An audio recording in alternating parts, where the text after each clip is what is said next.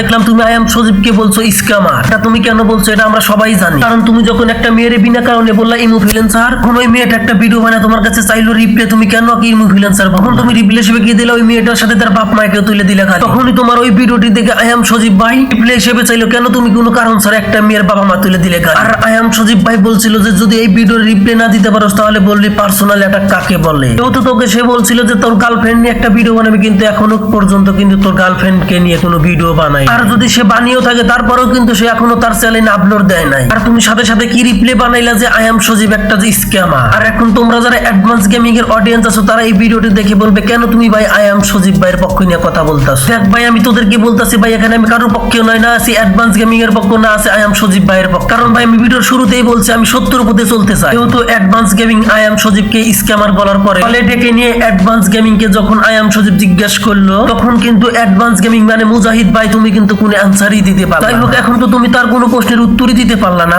ভবিষ্যতে যদি কোনোদিন তুমি প্রমাণ করতে পারো যে আই এম সজীব একটা স্ক্যামার, তখন কিন্তু কাউকে ছেড়ে দিয়ে কথা বলবো না, আই এম সজীবকে নিয়েও ভিডিও বানাবো। কারণ আমি সত্যের পথে চলতে চাই, মিথ্যার পথে না। আর অ্যাডভান্স গেমিং আর আই এম সজীবকে নিয়ে আরো কিছু কথা বলার আছে, কিন্তু কথাগুলো এখন বলবো না, ভিডিও শেষের দিকে বলবো। তার আগে কিছু নয় সল রোস্টার আছে, তাদেরকে আগে ভরে দিয়ে আসি। কিছু আবার রোস্টার আছে যারা রোস্টিং ভিডিও মানে বুঝেই না, তারা আবার বানাইতেছে রোস্টিং ভিডিও। আর তারা বলতেছে যে ভিউ পাওয়ার জন্য অ্যাডভান্স গেমিং কে নিয়ে, বিলাক সাকিবকে নিয়ে, অ্যাডভান্স পোলাবান কে নিয়ে তারা বানাইতেছে ভিডিও। হেটার বলে এখানে তুই ভালো করে জানো যে এখানে রিমোট থেকে কিন্তু অ্যাডভান্স পোলাবান, অ্যাডভান্স গেমিং আর বিলাক সাকিবের অডিয়েন্স কিন্তু অনেক অনেক অনেক বেশি। আর এখানে যদি আমার ভিউ পাওয়ার ইচ্ছা থাকতো তাহলে কিন্তু আমি রিমোর পক্ষে না, বিলাক সাকিব, অ্যাডভান্স গেমিং আর অ্যাডভান্স পোলাবান কে নিয়ে ভিডিও বানাইতাম। আর হেটার বলা তুই যে ভিডিওটি বানাইছস আমি তোকেই বলতেছি তুই ভিডিওটি ভালো করে দেখ আর ভালো করে শোন। আমি রিমোর পক্ষ নিয়ে যেগুলো ভিডিও বানাইছি ওইগুলো ভিডিওতে তুই একটা ভিডিওতে দেখাইতে পারবি যে রিমোর যারা ফ্যান আছো তারা ভিডিওটি শেয়ার করে দাও, লাইক করে দাও, কমেন্ট করে দাও, সাবস্ক্রাইব করে দাও। আর তুই যেগুলা ভিডিও অ্যাডভান্স গেমিং এর পক্ষ নিয়ে বলতাছস সেগুলা ভিডিওতে সবগুলা ভিডিওতে তুই বলতাছস অ্যাডভান্স গেমিং এর অডিয়েন্সে ভিডিওটা শেয়ার করে দাও, উড়া ধরা। ওরে বাবা, আবার বলতাছস চ্যানেলটা সাবস্ক্রাইবও করে দাও। আরে হেটার বল তুই এখন অ্যানসার দে, অ্যাডভান্স গেমিং কে ব্যবহার করতেছে, অ্যাডভান্স গেমিং কে ব্যবহার করে কে ভিউ কমাইতেছে, কে সাবস্ক্রাইবার কমাইতেছে, উত্তর দে। আশা করি হেটার বল তুই তোর কথা উত্তর পাচ্ছিস। আর যদি আবার খোঁজাখুঁজি করিস তাহলে এমন ভরা ভরমু তোর 14 গোষ্ঠীর নাম ভুলিয়ে দিয়ে ছাড়মু।